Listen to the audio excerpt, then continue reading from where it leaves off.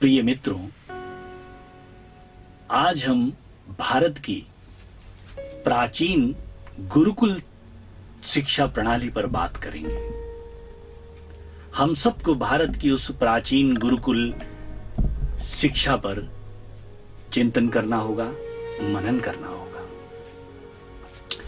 विद्या हमेशा हमारे पूर्वाग्रहों को समाप्त करती है और हमें प्रकाश की ओर ले जाती है। भारत में जो गुरुकुल की परंपरा थी वो इतनी वैज्ञानिक आधारित थी,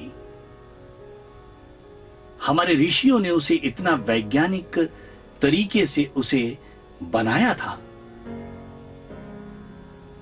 कि उसमें हम सबका विकास सन्निहित हो गया था। गुरुकुल की शिक्षा में सिर्फ एक व्यक्ति का विकास सन्निहित नहीं होता था, उसमें समग्र का विकास सन्निहित होता था। हमारी वो गुरुकुल की शिक्षा गुरुकुल से विश्वकुल तक की यात्रा कराती थी। हम उपनिषद से उपग्रह तक की यात्रा करते थे। हमारे गुरुकुल में एक छोटे से आश्रम में भी सभी विद्याएं लोगों को सिखाई जाती थी। जैसा कि मैंने सुना है कि गुरुकुल के अंदर 18 विषय पढ़ाए जाते थे विद्यार्थियों को। हर वर्ष एक विषय पढ़ाया जाता था, दूसरे वर्ष दूसरा विषय और तीसरे वर्ष तीसरा विषय। इस तरीके से वो 18 विषय 5 वर्ष की आयु से लेकर 21 से 22 वर्ष की आयु तक हम बच्चे को उसमें पारंगत कर देते थे। और जब बच्चा उस गुरुकुल से बाहर निकलता था तो समाज का एक सफल नागरिक होता था। हमारे गुरुकुल में परीक्षा का जो सिस्टम था वो आंसर शीट नहीं होती थी, जैसे बच्चे आज के समय में याद कर लेते हैं और सुबह जाकर के अपनी आंसर शीट पर वोमिट कर देते हैं। वहां पर परीक्षा का सिस्टम प्रायोगिक होता था। हम बच्चे को कोई काम देते थे, अगर वो निपुणता के साथ उसको कर लेता था तो हम कहते थे ठीक है, ओके, अब तुम दूसरा विषय पढ़ो। जब गुरुकुल से निकला हुआ विद्यार्थी बाहर जाता था तो समाज के लिए वो बहुत कुछ करता था, जैसे पर्यावरण के लिए काम करना, गांवों में तालाबों का निर्माण करना। हम और आपने सुना होगा रहट पहले चला करते थे, रहटों का निर्माण करना जिससे कि खेतों की सिंचाई हो सके, कुओं का निर्माण करना। वहां का विद्यार्थी और वहां का शिक्षक, जिसे हम आज शिक्षक कहते हैं, वैसे वो गुरु होता है और गुरु की महिमा सबसे बड़ी है। और वैसे भी हमारे ग्रहों में बृहस्पति गुरु सबसे बड़ा माना जाता है, उसका स्थान भगवान से भी बड़ा हुआ करता था। उसका स्थान कहीं कहीं हम भगवान से भी बड़ा रखते हैं। एक जगह कहते हैं ना कि गुरु गोविंद दो खड़े काके लागों पाए, बलिहारी गुरु गोविंद, बलिहारी गुरु की, कि उसने हमें गोविंद का रास्ता दिखाया। जब भारत में गुरुकुल की परंपरा थी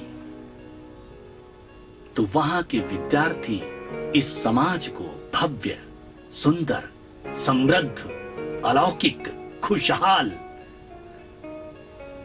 एक ऐसे समाज का निर्माण हमें गुरुकुल देता था। भारत जब अपने स्वर्णिम काल से गुजर रहा था तो गुरुकुल की परंपरा बहुत समृद्ध थी। लेकिन बड़े दुख के साथ कहना पड़ता है कि कुछ षड्यंत्रकारियों ने हमारी इस गुरुकुल सभ्यता को, हमारी इस गुरुकुल शिक्षा प्रणाली में ऐसे विष बीज बो दिए भारत की जमीन में, जो आज बटवृक्ष बन करके हमारे सामने खड़े हो गए।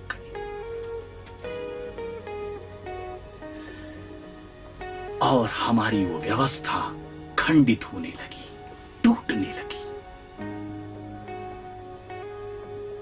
और जैसे जैसे गुरुकुल की व्यवस्था खंडित हुई, वैसे वैसे भारत का गौरव उतरने लगा। और एक सोची समझी चाल के तहत हमारे ऊपर एक ऐसी शिक्षा व्यवस्था थोपी गई जिसमें शिक्षा डिग्री पर आधारित हो गई, ज्ञान पर आधारित नहीं रही, जिसमें शिक्षा क्लास पर, ग्रेड पर निर्भर करने लगी।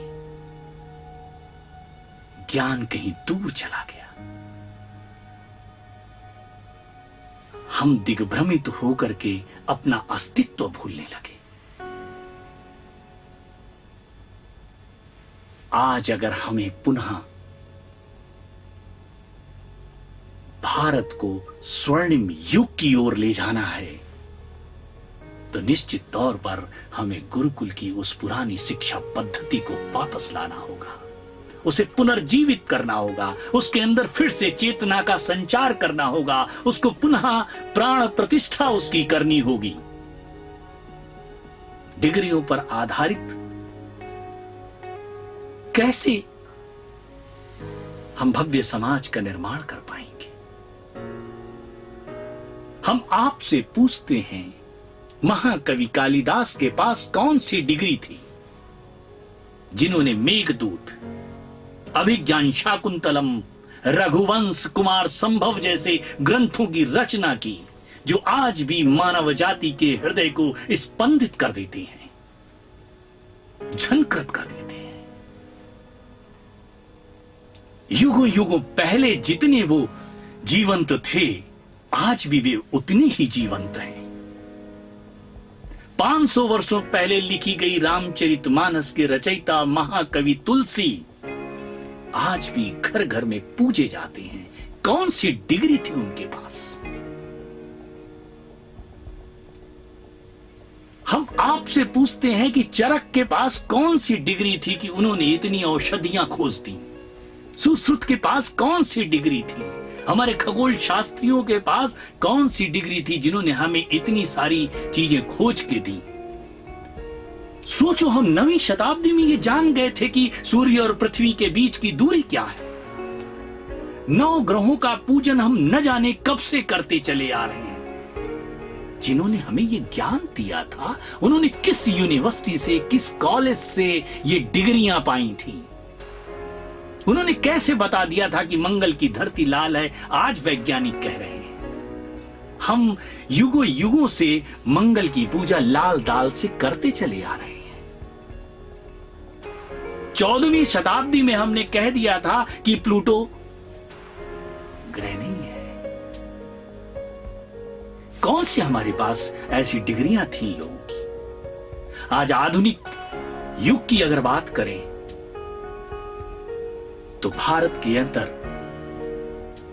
रिलायंस ग्रुप को खड़ा करने वाले माननीय श्री धीरू भाई अंबानी जी, जिन्होंने भारत को आर्थिक प्रगति में एक बहुत बड़ा साथ दिया है, आर्थिक प्रगति में भारत को दुनिया के सामने गौरव प्रदान किया है, कौन सी डिग्री थी उनके पास?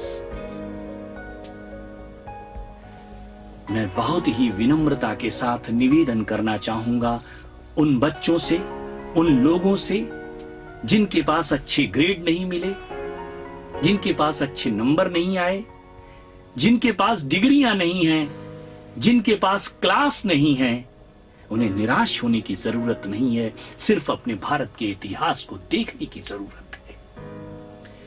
उनके पास बस ज्ञान की पिपासा हो और वे ज्ञान को अपने हृदय में स्थान दें, और वे भी उस स्वर्णिम भारत की एक कड़ी बन जाएंगे। आज हम आपसे निवेदन के साथ ये बात कहेंगे कि मैं डिग्री का कोई विरोधी नहीं हूं, लेकिन डिग्री मंदिर की एक बाहरी दीवार तो हो सकती है, लेकिन जब तक विद्या की प्राण प्रतिष्ठा उस मंदिर के अंदर नहीं होगी, तब तक वो मंदिर नहीं कहलाएगा। डिग्री एक शरीर तो हो सकती है, लेकिन विद्या की आत्मा जब तक उसके अंदर नहीं होगी तब तक वो शरीर किसी काम का नहीं होगा। आज हमारी सरकारें शिक्षकों को अर्थोपार्जन पर विशेष ध्यान दे रही हैं, तो हमारे शिक्षकों का भी उत्तरदायित्व उतना ज्यादा बढ़ जाता है, उससे कहीं ज्यादा उनके मनस और चिंतन में सोचने की धारणा पैदा होनी चाहिए कि हम बच्चों की यूनिक जीनियस को पहचान सकें, हम उनकी पोटेंशियलिटी को जान सकें और उसे उजागर कर सकें, और सनातन चली आ रही गुरु शिष्य की परंपरा को पुनः प्रतिष्ठित करें।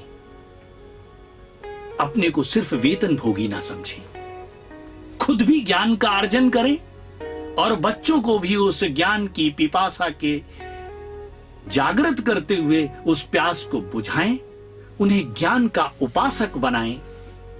तभी हम समुद्रगुप्त के उस स्वर्णिम भारत को वापस ला करके विश्व गुरु के रूप में इस दुनिया को एक नई रोशनी देने वाला बना देंगे। ज्ञान जो है वो सबसे शक्तिशाली होता है। ज्ञान ही है जो हमें सच्ची मनुष्यता का परिचय कराता है।